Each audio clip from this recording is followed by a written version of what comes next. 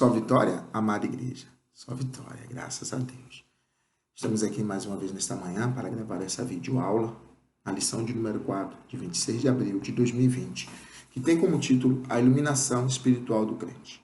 O textuário nos diz: para que Deus, de nosso Senhor Jesus Cristo, o Pai da glória, vos dê em seu conhecimento o espírito de sabedoria e de revelação. Efésios, capítulo 1, versículo 17. A verdade prática, ela nos diz: a vocação do crente inclui a herança de preciosas riquezas conferidas aos eleitos pela grandeza do poder de Deus. Pois bem, o que o comentarista da nossa lição está falando nesta manhã? Ele, quando escreve aqui, toma como referência Efésios capítulo 1, versículo 17, ele nos diz que Cristo, que é no Pai da glória, ele pede em oração para que nós tenhamos o conhecimento, o espírito do conhecimento, da revelação, porque tem muitas coisas que às vezes os crentes eles desconhecem realmente o que está sendo revelado a nós aos poucos. E coisas desse tipo nós vamos estar estudando nessa manhã, o que foi que Paulo orou, o que foi que Paulo pediu para que o povo viesse a ser ouvido, a ser atendido. Quando na verdade prática ele nos diz, pela grandeza do poder de Deus, então ele pede em oração para que o povo de Deus ele tenha este conhecimento do espírito de sabedoria da revelação. Ou seja, eu vou colocar nas minhas palavras, olha, eu peço a Deus, eu oro a Deus que vocês tenham o conhecimento, o espírito do conhecimento de verdade, de sabedoria. É algo maravilhoso que ele pede para os crentes de Efésios e certamente também para os crentes espalhados ao longo da nossa vida. Amém? O objetivo geral que nós temos que ter nesta manhã, sabemos, esclarecer a dimensão de nossa chamada, as riquezas da herança divina e a grandeza do poder de Deus. Portanto, nosso objetivo geral, o comentarista está nos falando que nessa manhã, é nós termos o sentido da nossa chamada, nós entendermos a nossa chamada, da nossa herança, que temos uma herança em Deus, temos uma chamada, temos uma herança, e a grandeza do poder de Deus. Então, o objetivo que nós temos que atingir ao final da nossa missão é nós entendermos a nossa chamada, a nossa herança e o poder de Deus nas nossas vidas. Amém?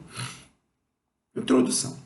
Ainda no primeiro capítulo, o apóstolo Paulo inicia uma longa sentença, assim dividida: ações de graça, oração intercessória e confissão em louvor e exaltação. Nessa sentença, somos exortados a louvar ao Senhor pela nossa eleição, buscar a iluminação do Espírito para compreender a dimensão de nossa chamada e herança divina, bem como entender a grandeza do poder de nosso Deus.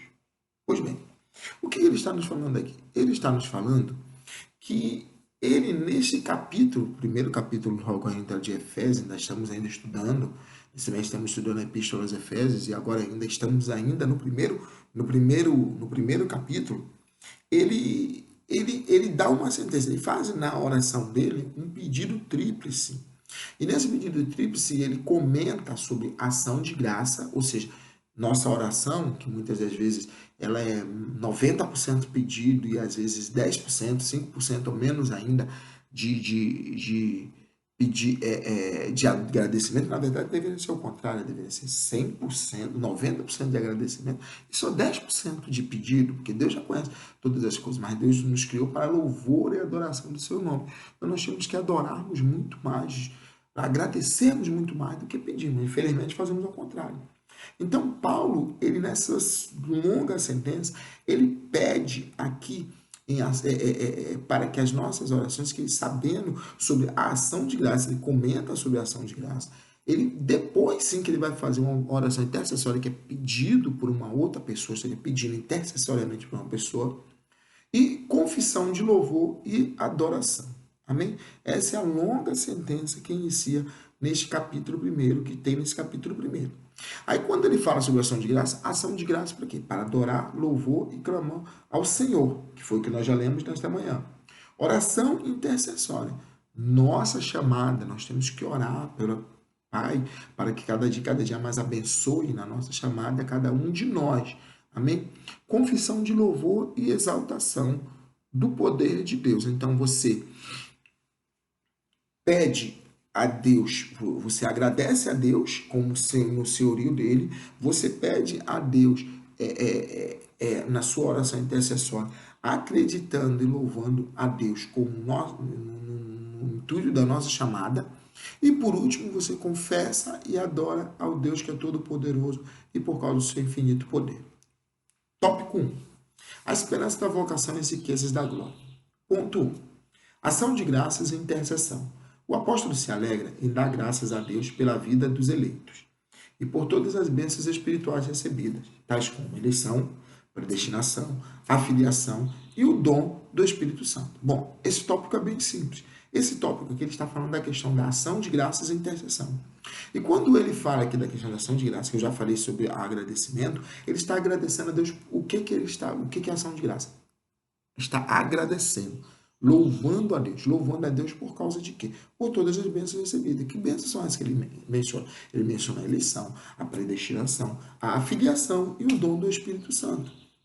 E também a questão da intercessão, que nós vamos estudar também mais profundamente mais adiante, tá?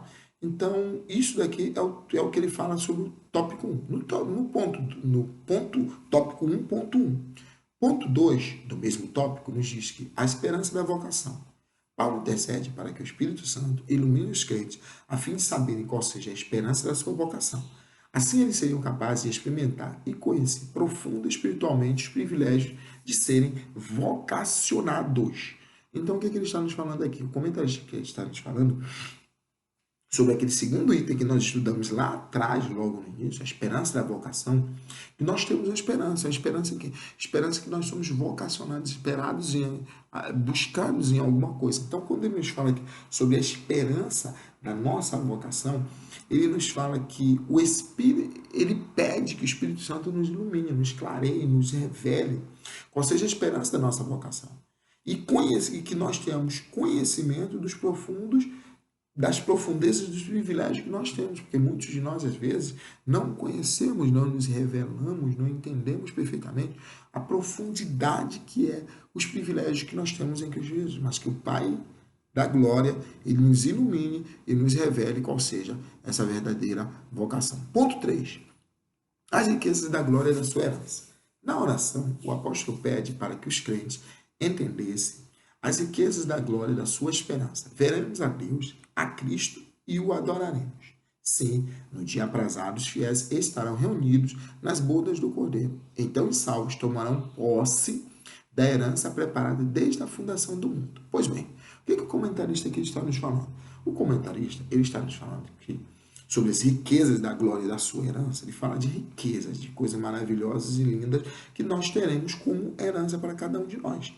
Então o apóstolo ele está pedindo para que os crentes entendessem. Então ele pede a Deus a iluminação espiritual, agora ele pede a Deus para que nós venhamos a entender que nós temos uma herança, que veremos a Deus, a Cristo e o adoraremos. Isso é lindo, maravilhoso. Muitas pessoas não vão ter esse privilégio de ver a Deus, ou ver a Deus como Pai.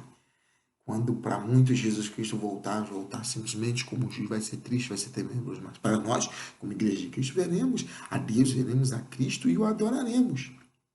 Naquele dia em que os fiéis estarão reunidos nas bodas do Cordeiro. Aleluia, glória a Deus. Aonde nós estaremos nas nuvens recebendo nosso galardão em Cristo Jesus e assim estaremos vivendo eternamente com o Pai, depois de sermos privilegiados com essas honras. Amém? A sobre excelente grandeza e poder divino. O poder divino é imensurável e nada pode deter. Em sua carta, Paulo se esmera no esforço de traduzir a grandiosidade e eficácia desse poder que opera em favor dos crentes. Pois bem, o que ele está nos falando aqui? A sobressalente grandeza e força do poder divino. O poder divino é imensurável, isso não temos dúvida, ou seja, é algo grande, tremendo, que não dá para se mensurar, não dá para saber o tamanho, a dimensão, não tem como saber. Então Paulo se esforça, de traduzir a grandiosidade e a eficácia desse poder que opera em favor dos crentes. Ou seja, ele está tentando explicar algo que é quase inexplicável, que é o tamanho do poder de Deus na vida de cada um. No ponto 1, ele diz, o comentarista nos diz, sobre a excelente grandeza do seu poder. Isso é uma palavra que Paulo usa, essa sobressalente, quando nós vemos lá no texto áureo que você deveria ter lido, talvez eu nem falei no início, mas nós estamos estudando na Epístola de Efésios, estamos estudando ainda no capítulo 1 as passagens do texto que nós temos lido, que nós temos que acompanhar, nós não lemos aqui para poder otimizarmos o tempo, você pode pausar o vídeo, voltar lá e dar uma lida, é o capítulo 1 de Efésios, e no capítulo 1 de Efésios, diz aqui, a sobreexcelente grandeza do seu poder. Perceba que a palavra sobressalente é traduzida do grego uperbalo, que na forma adjetiva significa extraordinário. Já a expressão seguinte, meteos, grandeza, objetivo é enaltecer a magnitude do poder de Deus, que a tudo sobrepôs. Logo, a repetição desses termos indica que apenas o maior de todos os poderes é capaz de realizar a transformação e a salvação do homem. Pois bem, o que o comentarista aqui está nos dizendo? Está nos dizendo sobre palavras, e nós gostamos de estudarmos quando temos palavras no original. E por que palavras no original? Porque a gente tem uma noção mais precisa do que é a palavra em si, que significa uma noção mais precisa do que realmente Deus queria dizer para o seu povo. Então ele pega duas palavras aqui no significado e bota no original e bota o significado dela. Uma significa extraordinário, falando ainda da grandeza do poder de Deus. E já a outra, ela tem um poder de grandeza. Então é algo extraordinário, algo grande, grandíssimo. Então, ele, usando e repetindo esses termos, é capaz de que só um deles, o maior deles, é capaz de realizar a transformação e a salvação do homem. Ponto 2. A força do poder divino. A associação desses conceitos revela o poder potencial de Deus que, inerente à sua natureza divina, opera em favor dos que creem. Para aprofundar essa impressionante descrição, Paulo apresenta 3 exemplos irrefutáveis da força desse poder. Ponto 1. A ressurreição de Cristo. Ponto 2. A sua ascensão à direita de Deus nos céus. E ponto 3. Sua elevação acima de todo o domínio. Ponto 2 que nós estamos estudando, sobre a força do poder divino, ele vem aqui nos falando que Paulo ele apresenta 3 exemplos irrefutáveis desse poder. 3 exemplos, ele exemplifica agora o porquê do poder de Deus. Quando nós estamos estudando essa manhã a iluminação espiritual do crente, Paulo pedindo iluminação, pedindo que Deus nos clareie, que Deus nos explique, nos traga as revelações divinas. Ele está nos falando aqui agora, dando 3 exemplos. Primeiro exemplo, a ressurreição de Cristo. Segundo exemplo, sua ascensão à direita de Deus nos céus.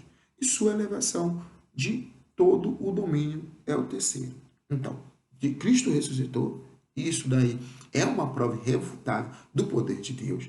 Ele ascendeu e assentou-se à direita de Deus nos céus.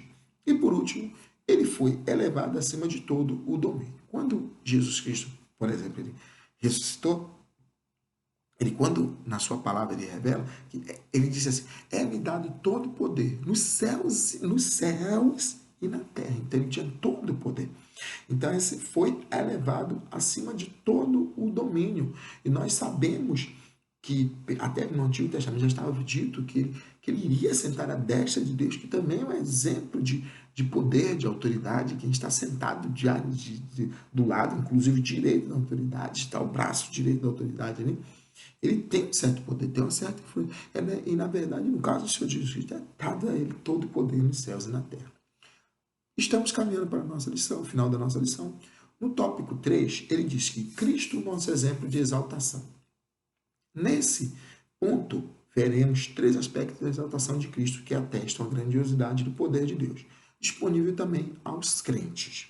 Pois bem, ele aqui, essa lição, ele coloca muito exemplos, muito numerações. 1, 2, 3. Agora vamos falar de novo de 3. 3 aspectos da exaltação de Cristo. 3 aspectos, ali nós tínhamos falado de 3 exemplos, aqui 3 aspectos que atestam a grandiosidade, vão atestar, vão verificar, vão confirmar. Tínhamos exemplificado, agora vamos confirmar a grandiosidade do poder de Deus, disponível aos crentes de todos os tempos. Né? Primeiro a Cristo. Primeiro tópico, primeiro ponto. Ponto 1, Cristo. Paulo enfatiza que o poder de Deus se manifestou em Cristo, ressuscitando-o dos mortos. O Novo Testamento descreve a ressurreição de Cristo como obra do poder de Deus Pai. Ao ressurgir dentre os mortos, Cristo foi feito as primícias dos que dormem. Assim sendo, a ressurreição de Jesus é a garantia de sermos ressuscitados. Pois bem, o que ele está nos falando aí? Ele está nos falando que Cristo, que ao ressurgir dentre os mortos, nós já temos falado que um dos exemplos da grandeza do poder de Deus é que Cristo se ressuscitou, e que ressuscitou e assentou-se à destra de Deus.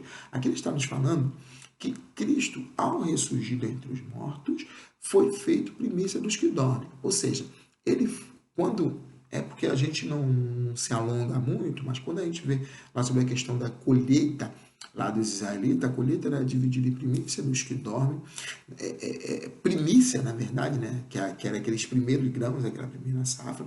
Nós vemos a colheita geral, nós vemos rabiscos.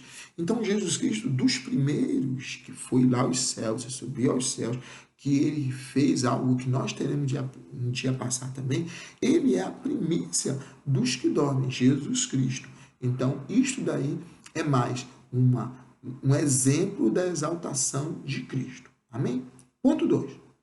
Cristo é elevado à direita de Deus. Paulo reforça o poder de Deus quando a elevação de Cristo ao trono, pondo-o à sua direita nos céus. O grau de exaltação para sua posição de honra e autoridade indica o completo triunfo de Cristo sobre o pecado e as forças do mal. Esse triunfo também está segurado aos salvos e endossa a nossa participação na vida celestial. Conforme indica a expressão, nos fez assentar nos lugares celestes. Pois bem, o que ele está nos falando aqui? Ele está nos falando que Cristo é levado à direita de Deus. Ele está reforçando que Jesus Cristo ele ressuscitou, ele é poderoso para ter ressuscitado dentre os mortos, e agora está numa posição de eminência, de privilégio, à direita de Deus. Paulo reforça que o poder de Deus, quando a elevação de Cristo ao seu trono, pondo à sua direita, nos céus. Então, é uma posição de privilégio que Jesus Cristo está nos céus. Esse triunfo também está assegurado aos salvos. Afinal de contas, lá em Efésios, ele menciona no capítulo 2, versículo 6, que nos fez assentar nos lugares celestes. Nós, Igreja do Senhor Jesus Cristo, haveremos de assentarmos também do lado do Senhor Jesus Cristo, haveremos de julgar os santos. Então, isso tudo são privilégios da elevada, de Jesus Cristo estar elevado à direita de Deus e nós estarmos juntos com Ele. Ponto 3. Cristo exaltado sobremaneira. Paulo ensina que o poder de Deus exaltou a Cristo acima de todo principado e potestade e domínio. Ele foi exaltado acima de toda eminência do bem e do mal, e de todo título que se possa conferir nessa era e também no porvir. Deus fez Cristo cabeça da igreja. Deus designou a Cristo para ser a expressão plena de Cristo. Deus designou a igreja, Deus designou a igreja para ser a expressão plena de Cristo. Nenhum poder pode prevalecer contra a igreja do Senhor Jesus. Pois bem, o que ele está nos falando aqui? Ele está nos falando que Cristo foi exaltado sobremaneira. Então, quando Paulo nos ensina que o poder de Deus exaltou a Cristo acima de todo o principado, potestade, domínio e poder, Deus designou a igreja para ser a expressão, ou seja, é Jesus Cristo ter sido elevado, grandioso, maravilhoso, e deixou a gente aqui na terra, que é o Espírito Santo atuando através de quem? Através de mim, através de você, meu irmão, através de nós, igreja, por um todo do Senhor Jesus Cristo. Designou a nós para sermos essa expressão desse privilégio, desse poder e na igreja que somos nós, a igreja do Senhor Jesus Cristo. Nós somos o agente de Deus, nós somos agente de Cristo aqui na face da terra para cumprirmos esta missão. Conclusão. Paulo mantém a adoração contínua ao seu eterno Deus, atitude que deve ser seguida por todos os salvos. A compreensão da dádiva da salvação demonstra o excelso valor daquilo que fez por nós. Seus atos poderosos viabilizam a transformação e a glorificação dos que creem. Aleluia. Então, concluindo a nossa lição. Paulo mantém a adoração contínua ao eterno Deus. Ele adora a Deus, ele pede a Deus, ele suplica a Deus, mas só que ele está nos falando aqui agora, Paulo, adorando a Deus e a atitude de todos nós. Ou seja, tudo aquilo que foi ensinado na nossa lição, na prática, todos nós temos que fazer. adorar a Deus, pedir a Deus, sabermos a nossa posição que nós temos diante de Deus, assentada à direita junto com Jesus Cristo, dos privilégios que nós temos, das súplicas que nós temos que agradecer. E aí, meu irmão, do jeito que eu costumo sempre dizer, e todas as pessoas que me conhecem, seja aqui na internet, seja aqui em outros lugares mais, sabem que é só vitórias. Glória a Deus.